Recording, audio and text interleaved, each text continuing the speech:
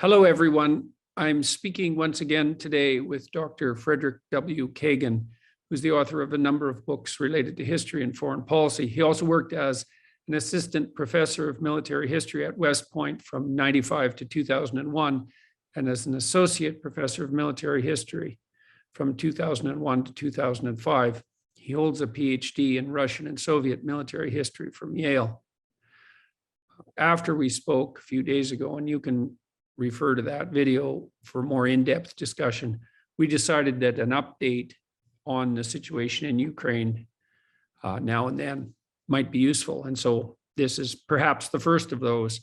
And so thanks for talking to me again, Dr. Kagan, and I'm all ears. What's happening in Ukraine? What's happening around the world? How do you see the situation? Where are we going?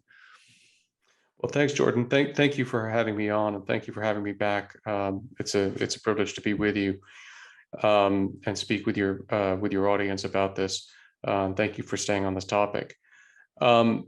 So amazingly, the Ukrainians are still in the fight in the conventional war against the Russians. A week into it, no one who is familiar with the militaries of either side, or who is familiar with basic practices of net assessment would have guessed that the Ukrainians would still be in a position where they have held their capital, they've held Kyiv, they've prevented the Russians from taking the second largest city in Ukraine, Kharkiv. They have lost ground in the south. They've probably lost the city of Kherson. They're probably going to lose the city of Mariupol, but they have not lost any other major city. And they've inflicted fearful losses on the Russian invaders, and have been able to beat off repeated Russian mechanized attacks and airborne attacks. How have they been able to manage that? And why is it such a surprise? Well, when you cast a sort of a basic net assessment, you count things like tanks and aircraft and artillery tubes and rocket launchers and stuff, and you look at the degree of modernization of both sides and what kind of equipment everybody has, and then you look at the numbers of troops and so forth. And by all of those measures, the Russian superiority is so overwhelming that all of your basic net assessment calculations would say that the Russians should have been able just to roll over them. And the Russians seem to have thought that they would just roll over them. And that's a big part of the explanation for why things have gone the way that they did. It's really become very clear that the Russians just did not expect that they were going to be in a big fight here. They thought that they were going to roll in, the Ukrainians were going to run away or surrender. And the Russians thought they were basically going to be able to drive into Kyiv and other cities and do their will. And I think they've been very much surprised by the fact that the Ukrainians have just decided to fight like lions, and have been also very skillful at it. And then there are some other factors that are important here too, that it's not obvious to me that when the Russian military put the forces in place that have conducted this invasion, they actually thought that they were going to have to conduct the invasion. I think that it's very possible that the initial deployments that they made were actually done more to generate psychological effects on Ukraine and the West in support of other things that Putin was trying to do. And certainly we know that Russian soldiers were surprised when they were told that they were actually going to invade Ukraine.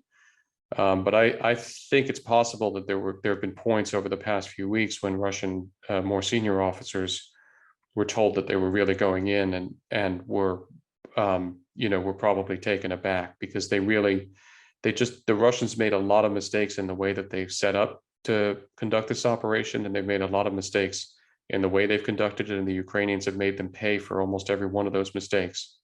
And so what's happening in Russia more broadly? There were demonstrations, which is always surprising to see in Russia. Do you have information about the spread of those demonstrations, their effectiveness, their unexpectedness, any of that? And then on the world front, what's happening there? People around the world seem to have united in a quite remarkable manner, in a manner that isn't working out in Russia's favor, let's say. And so let's talk about the Russian domestic situation first, and then the international situation. Well, we've seen unprecedented sort of wide, large protests against the war, including some prominent personalities, and also just a lot of Russians on the streets. The Russians purportedly arrested thousands of people in these protests, that they claim were involved in the protests. I don't know how many of them actually were. And it is surprising. Russians have been conditioned to know that if you go out and protest, the odds of being arrested are high. And those are not jails that you want to spend any time in. So it says a lot about the degree to which Putin had just really failed to prepare his population for this war.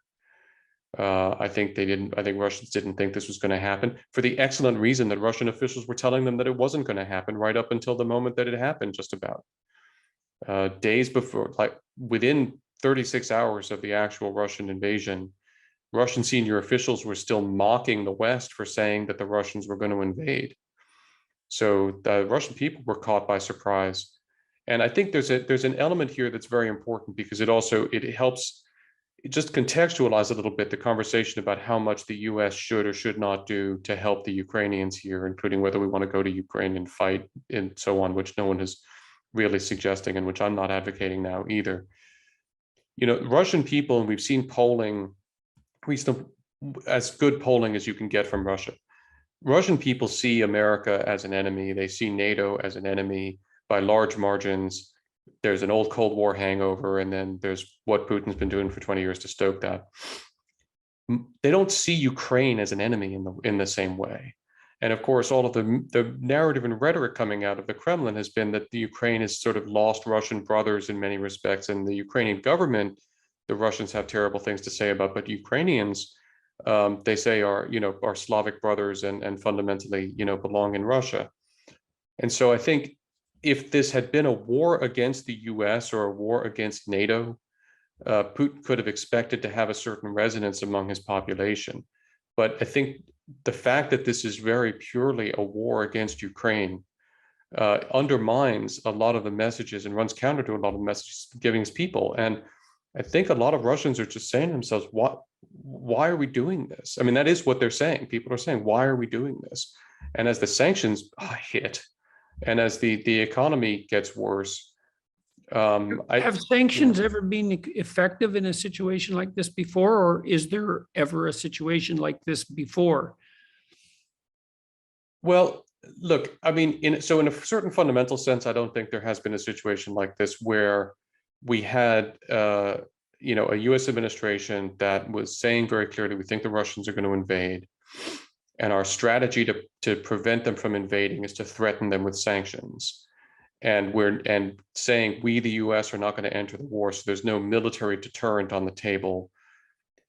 And it's as pure and pristine a test as you could really ever hope to have of the theory that the threat of crippling sanctions will deter large-scale military action. And in that sense, it has demonstrated the weakness, shall we say, of that theory. And it is about as pristine an experiment as you could hope for. Mm-hmm. I'm not surprised by it. I never thought that the threat of sanctions would deter Putin if he had decided to invade, and they clearly didn't. And I don't think that they're going to, by themselves, persuade him to stop this fight. The Ukrainians are in the process of making a strong argument about why, continuing this war is not a good idea from Putin's perspective. But I'm not optimistic that he's going to come to that conclusion soon. And have you been surprised by the response on the international front? I've been very gratified by it. I mean, when you see the Russians lose a vote in the UN General Assembly by 141-5,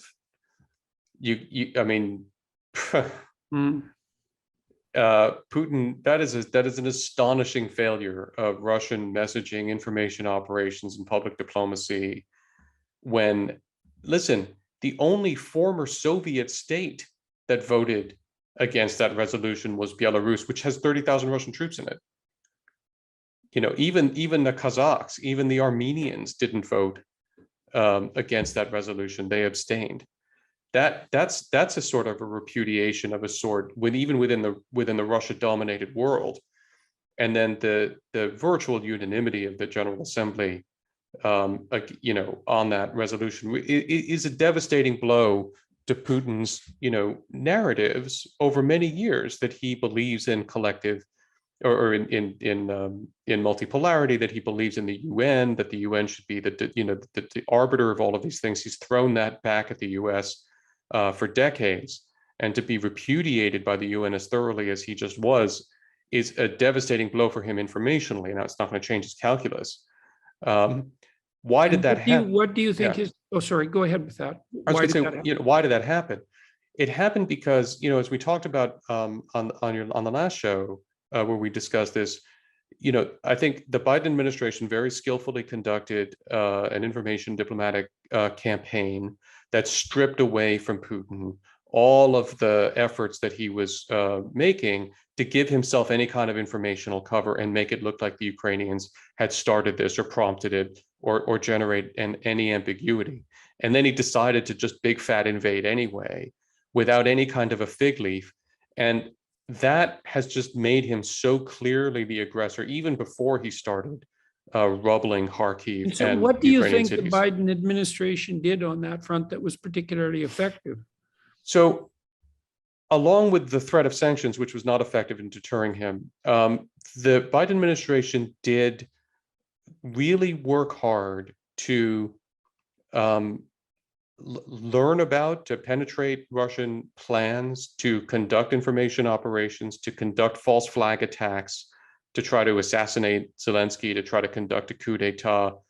And they publicized what they learned. They really were very, very fast to declassify intelligence and publicize all of the Russian attempts to create this fictitious universe to gaslight us and persuade us that this is somehow Ukraine's fault and the Ukrainians had prompted this.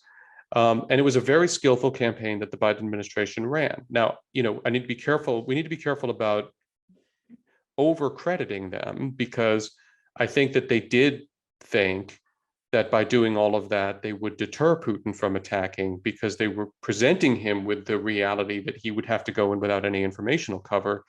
And at the end of the day, Putin decided he just didn't care and he was going to go in anyway. So the campaign failed from the perspective of what it was, I think, intended to do, which was to deter him. But it did put him in this very bad spot where he's stripped of informational cover. He is nakedly the aggressor.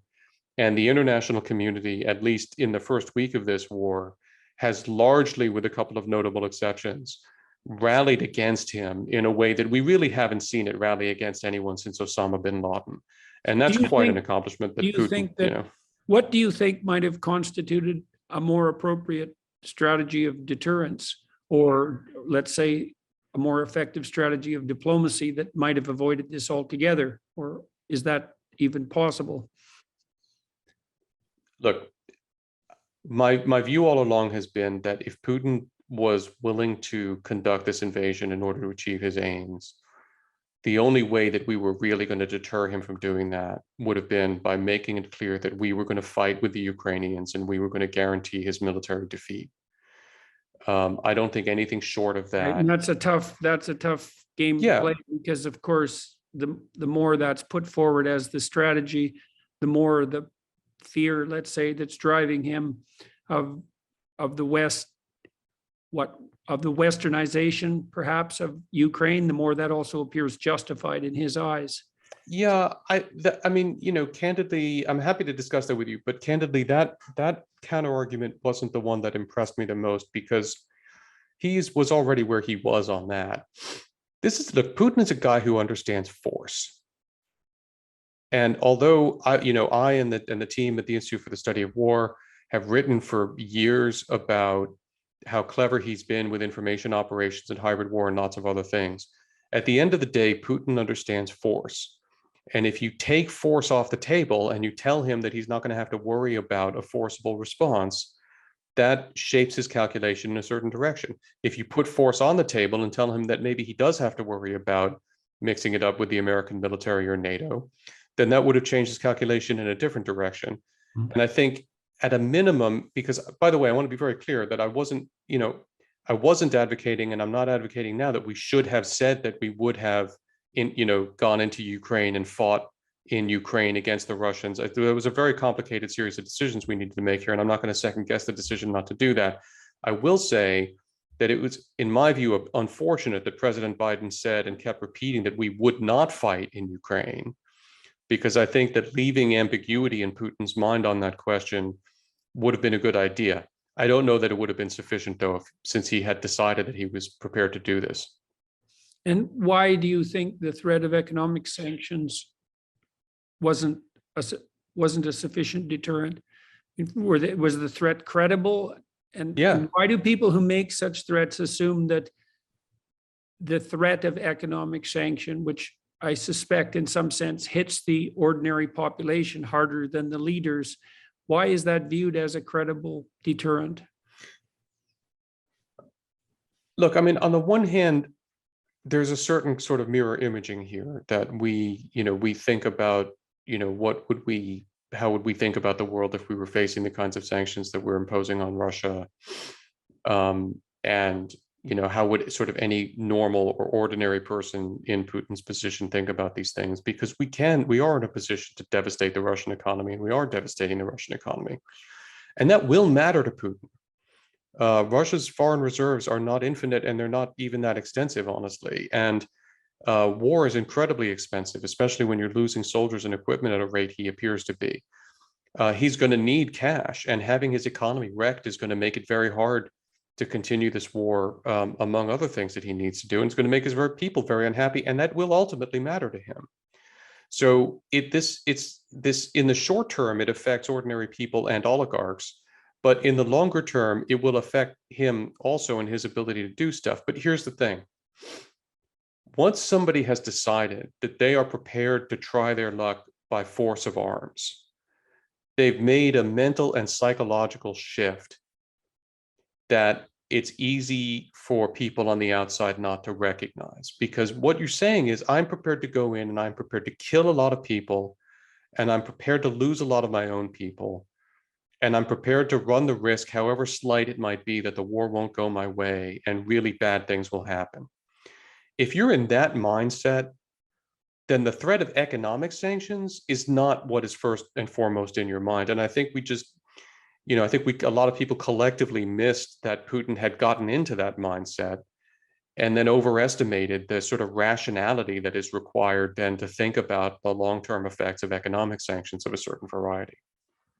So what do you think is going to happen, and what do you think we should want to have happen? If this could end in a relatively, comparatively non-catastrophic manner, and does that mean that Putin has to see a way forward that still involves him retaining control of Russia? Is there a way that he can do that without that would be acceptable to the West in any real sense? What would be our preconditions for saying this is over and we can move on? What should they be? Well, I mean, I think at this point, our basic precondition is Russians get the hell out of Ukraine, and stop attacking it, and stop threatening to attack it. There are Russian war crimes being committed. There will be war crimes trials conducted. It's important to hold Russians accountable for the terrible things that they're doing.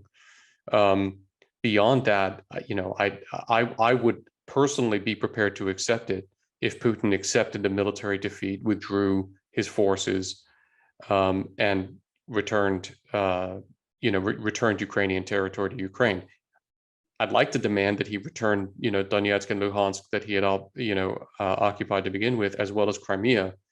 If I had to accept a peace that had a Russian military defeat, but that had Russian forces still in Crimea, without, of course, recognizing Crimea or changing our position on that in any way, I would be inclined to accept that, because the best outcome that we could hope for, and I'm not optimistic that we will see this, would be that the Ukrainian military, with no more assistance than the provision of weapons and supplies and so forth that it's getting now, maybe a little bit more of that, defeats the Russian military conventionally, and Putin accepts the defeat. That's the best possible outcome that we could hope for. It will be a humiliation of the Russian military of a sort that it hasn't experienced since the Russo-Japanese War, of 1904, 1905. And that's why, unfortunately, I don't think Putin can accept it. I think Putin will feel obliged, does feel obliged to secure some military victory of some variety, because as he keeps saying, weakness is lethal, and being defeated by the Ukrainians, he will regard as intolerable. But that's the best outcome that we could hope for, and it's what we are working for right now, and it's what we should continue to work for as long as there's a chance of that. What do you think he might be pushed to accept as a minimally acceptable military victory? Any sense of that? I've got to tell you, I'm beyond the point of being able to claim that I really understand Putin's thought process at this point, except to say that I'm pretty confident that he will not be able to accept emotionally and mentally a straightforward defeat by the Russian military or the Ukrainian military without trying to escalate more, which I think he's doing right now. And so what do you hope that we continue to do in the world outside Ukraine and Russia? I hope that we continue to flow weapons and supplies to the Ukrainians as fast as they need them.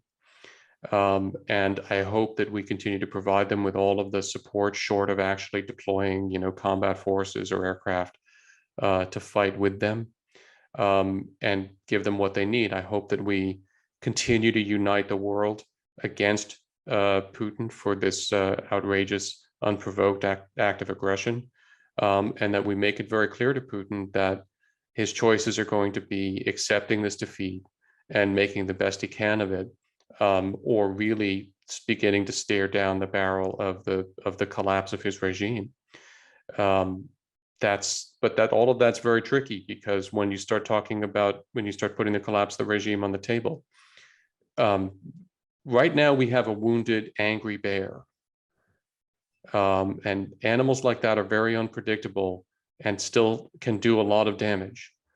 And so this is something to be managed very carefully and thoughtfully. But I think helping the Ukrainians fight off this attack, if worse comes to worst in Ukraine, or one of the worst, helping them prepare for and conduct an insurgency against Russia are important. And then just continuing to tighten the vice on Putin and make it clear we will squeeze Russia to death if he does not back off, but we will not squeeze it to death if he does back off. I mean, that's the off ramp here is, if you stop this, then we can return to some kind of. And you think that is a reasonable off ramp? And is anyone that you regard as credible suggesting any other alternative to that? In terms of off ramps, no. And my problem with that off-ramp is it requires Putin to make a psychological shift that I think is going to be almost impossible for him, of actually accepting that he's been defeated here.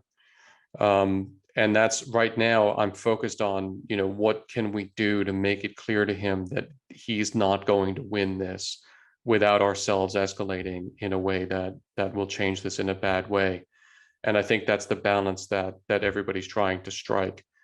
In terms of where Putin will go looking for off ramps or other things at that point, I'm nervous about a variety of ways that can go. One of the things that Putin could do is he could really try to turn this more into a Russia-NATO conflict, which would likely rally his people more enthusiastically than just a war against Ukraine.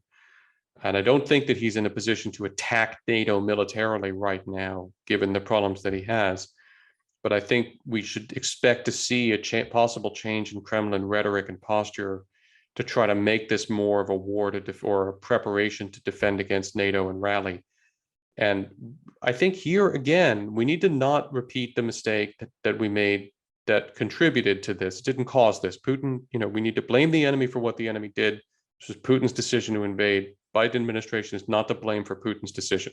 We need to be very clear about that. And that would be true if Trump were in office, or Bush, or anybody else. At the end of the day, Putin made this decision and he's to blame. But the miscalculation that the Biden administration made about its ability to deter him, we need to not repeat that mistake when it comes to deterring him from testing NATO. I think we need to recognize that he is engaged in a gunfight, and we need to be prepared to bring a gun to a gunfight. So the US has started to mobilize forces to defend its Eastern NATO members. We need to keep doing that. There will be more and more discussion about how escalatory that might be and how that might trip Putin into further activity. I don't think that's right. I think what we need to make clear to Putin is that if he starts something with NATO, we will finish it quickly. And there is nothing there for him, and not allow him to imagine that there is any even initial military success he could achieve against NATO, because we just need to foreclose that option. Preventing this from becoming a Russia-NATO war is a very big priority right now, as well as helping Ukrainians defeat the Russians in Ukraine. Yeah, well, it also means failing in some sense to take into account the UN decision, because it's not just NATO that's Right. rallying behind the Ukraine, but Right. behind Ukraine, it seems like in the most real of senses, it's the entire world. Most of it. And I think we need to get after the parts of the world that aren't rallying. I think, look, we need to look at India and say, listen, you know, it's actually not okay that India abstained on that resolution. It's not okay. You know, I understand various countries have various calculations, but this is not a time for those kinds of calculations. So I'm thrilled that it was 141-5, but there should have been more countries voting for that resolution. And I think we need to focus on doing everything we can to increase that isolation that Putin feels, and have the countries that abstained going to him and saying, listen, you know, listen, Vova, the diminutive of Vladimir, you know, listen, Vova, this isn't going to happen for you. And we can't carry water for you, even in this limited way. You're going to have to make a decision to end this on terms that you don't like. That message has got to be coming to him from all of his friends and all of the people who are straddling right now as well. So I think you're absolutely right, Jordan, that finding ways to continue to strengthen this global bloc against him is important. Okay. All right. Well, I think unless you have anything to add to that, that seems like a reasonable update. The news could be worse given how bad the situation is. And it's quite remarkable, I think, to see the essential unity of the world in response to this, and the fact that that Ukraine wasn't as easy a bite to chew as might have been expected to begin with. And I can't see that really getting much better for the Russians, for Putin in the near future. Hopefully not. Slava Ukraini, Slava Heroyam. Glory to Ukraine. Thanks very much for speaking with me again, and we'll be in touch again when it seems like the appropriate thing to do. Thank you so much, Jordan. All right.